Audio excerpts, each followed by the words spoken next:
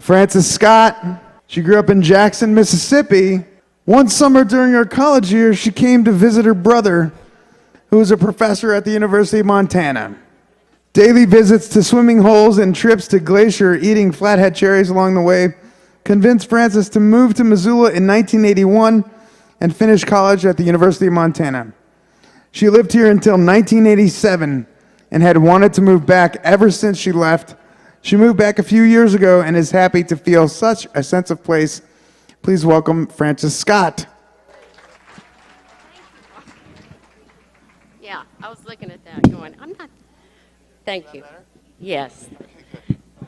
Thank you for fixing that, Mark.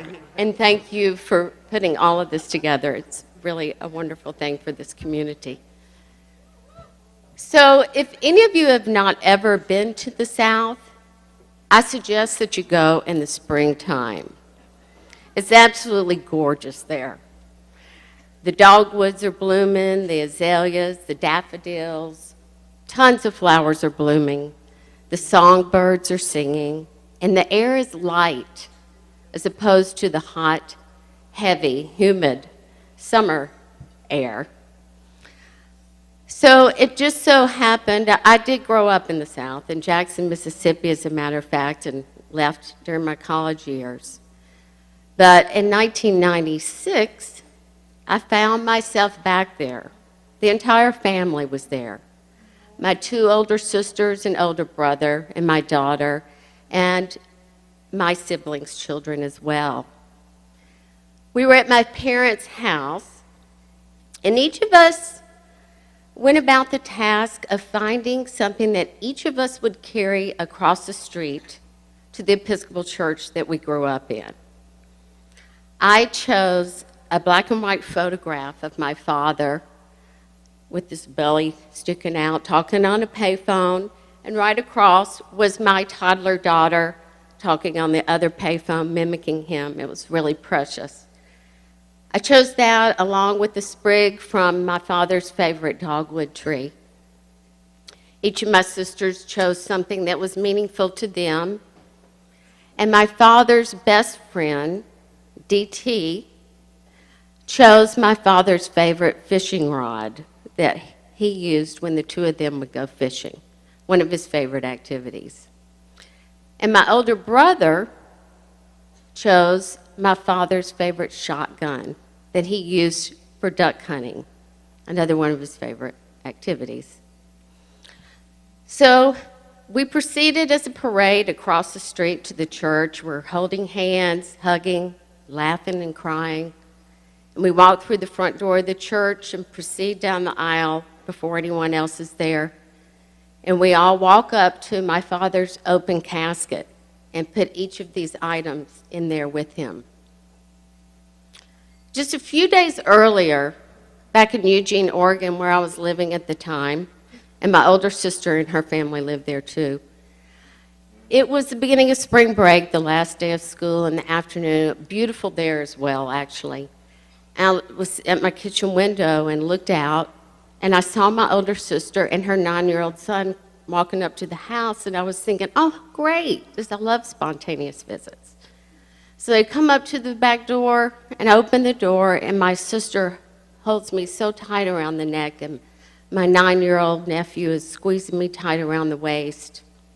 My sister is crying and says, Daddy is dead.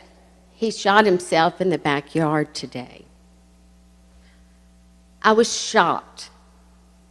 I was surprised I was shocked because my father had dealt with 2 illnesses most of his life, alcoholism and bipolarism. And what I remember from that, I certainly remember his drunkenness, and in his manic depression, what I remember were the manic stages. He came home with a brand new Mercedes. He might whisk mom off on some grand trip. So I don't remember the depression, though. That was something I never, and I certainly don't remember being afraid that he would commit suicide. And for a while, we grew up in an affluent household. My father was the president of a savings and loan, And somewhere in the middle years of his life, he was asked to resign from that position because of his erratic behavior from either one of his diseases. That, needless to say, was quite humbling, and he handled it with some kind of grace, though. So at that time, he and my mom decided to open up a lamp store, and it was an old house. My other siblings had gone to college, so I lived upstairs with them. So needless to say, it was a humble life. So, excuse me.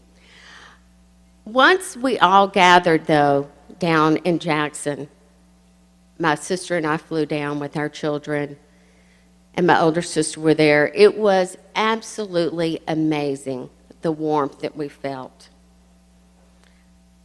It was like no need had to be worried about by us. We had so many honey-baked hams, caramel cakes. Somebody even brought toilet paper. So we joked that we needed to write a book on how to do funerals because, really, Southerners know how to do it. And I had people show up that I had forgotten about from my childhood. It was pretty remarkable. Now, I do want to say that my mother now, through all of this, our growing up and all of that, she was your classic codependent and the queen of denial. It was her job to make sure that we looked normal and everything was okay. It worked for her, that was her survival. So here we are in Mississippi, and we have to wait a few days to have the service because my older brother happened to be out of the country when all this occurred. So my mom, I just want to say something about my father, though, because I do want to say that when he wasn't wrapped up in either one of his diseases, he was absolutely charming and hysterical. My friends all loved him. They remember him giggling. In fact, I remembered a joke just a little while ago that he used to love to tell. And he and his best friend loved to banter and give each other trouble. And he would say to his friend, you remind me of that joke about Leroy. You know about Leroy? Well, he just had a terrible time. He lost his job. His wife left him. His house burned down. So Leroy said, God, what is the deal? What is going on? And God said, I don't know, Leroy. There's just something about you that just pisses me off. So, there's a little taste of my father. So here we are. Okay, so we're back in Mississippi waiting for my brother to show up to do the services. It's still beautiful. It was beautiful the whole time we were there. And Mom asked my sisters and I to go out to the cemetery and pick out which plot from the family plots would be Daddy's. And, of course, she didn't want to go because reality's not her thing. And we are getting in the car, my two older sisters and I, and we realize we're going to be crying. And we don't have any Kleenex. So Victoria, my older sister, runs in the house looking for Kleenex, and she can't find any. But lo and behold, she comes out carrying high above her head a roll of toilet paper.